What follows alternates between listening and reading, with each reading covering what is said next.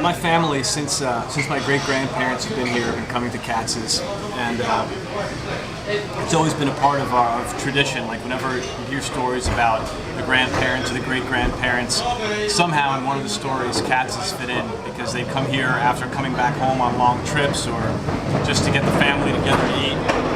And so it was always a very traditional part of my family. And I'd come here with my parents on occasion, and I've been in the Army for about 12 years, and I always looked at the pictures here and their slogan, "Send a salami to your boy in the Army," and you saw the guys from World War II that their families sent them out salamis to share with their guys, and it was a little bit of home over the war.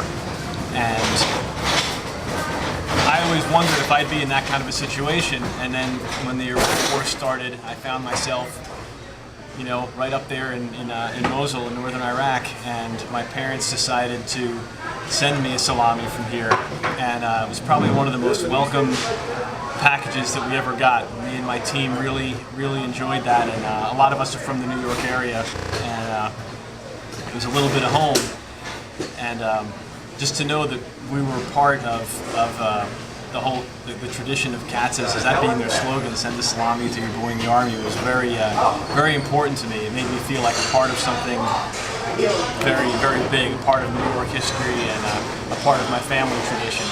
And getting that, aside from how great it made us feel in the middle of what we were going through over there, will be a story that I'll probably be able to share with my family for a very long time to come. But when I got it, they all couldn't believe it. And as soon as they saw it, then they all remembered. They're like, "That's the place where you send the salami, right?"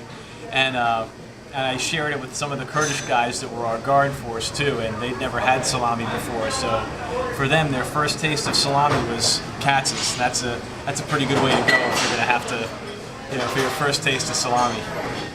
When I'd first been in the Army, I mean, we came here and we'd see the signs in here, and my mother said, "Oh, maybe someday I'll send you a salami." But you never think when you're in that you might actually end up in combat. Obviously, it's what you train for, but you don't actually know when you're going to be there. And then I found myself there, and my mother decided to send that to us, and it was fantastic. And that. It just finally, it all came to a head there when she sent that. All the times we talked about it here, and it made us feel like a little bit the whole tradition of Katz's. It was just an honor. She was sending me something, but I didn't know what it was going to be. And when I got it, all of our Kurds, we had 15 Kurds with us, and they'd never seen it before. They didn't know what it was. And then I explained to them through our interpreter, which took a very long time, but I explained how, Katz's is this deli in New York, and their slogan is "Send the salami." It started in World War II, and I started getting into the whole story about how it's been here for a long time, the Lower East Side, and how my family has been a part of it and going to it for years. And it was hard for them to grasp because of just their life situation up there, but they appreciated it, and we sure enjoyed it.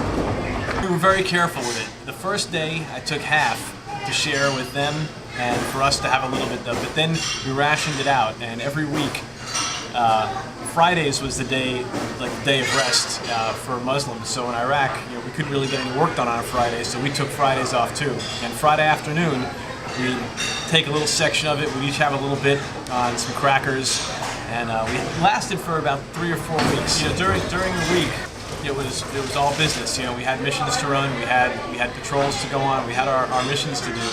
But on that day, we no uniforms, just we hung out, and that's when we bonded and became a little bit more like a family together, and that was a part of it. It's going to be really messy though. You sure you want Okay, go ahead. No, Okay. You'll be shown in the most favorable light. Thank you. What about mustard? You use mustard? I do. Do the right thing. I'm going to throw some on there. I tell you what, if they could have sent one of these over hot in this condition, that would have been nice too. That doesn't seem like a possibility.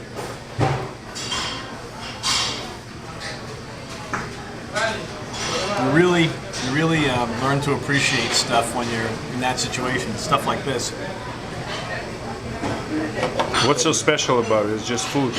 It's food, but it's the way it's prepared, just the environment in here, the people in here, and I guess the taste of it, and it's to me it's very grounding. When I like it's funny to say, well, it's not just a sandwich, but when I think of it, it's like I'm eating this, and I know that my great-grandfather, my grandfather, my uncle Irving, my mother, and many other people in my family have come here, probably sat at the same exact table, looking at some of the same pictures, the same noises, the same sounds, and they were eating the exact same thing. And it's in a kind of funny way, it ties you into history.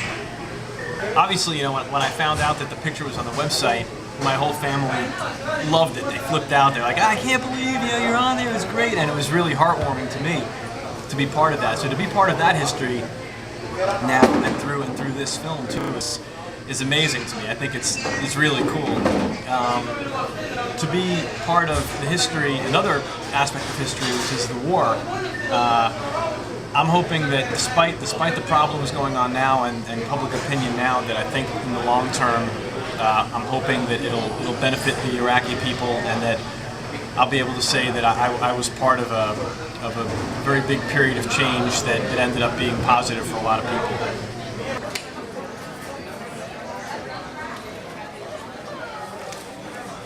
No, it's a gigantic pile of meat. It's too much for one mere man.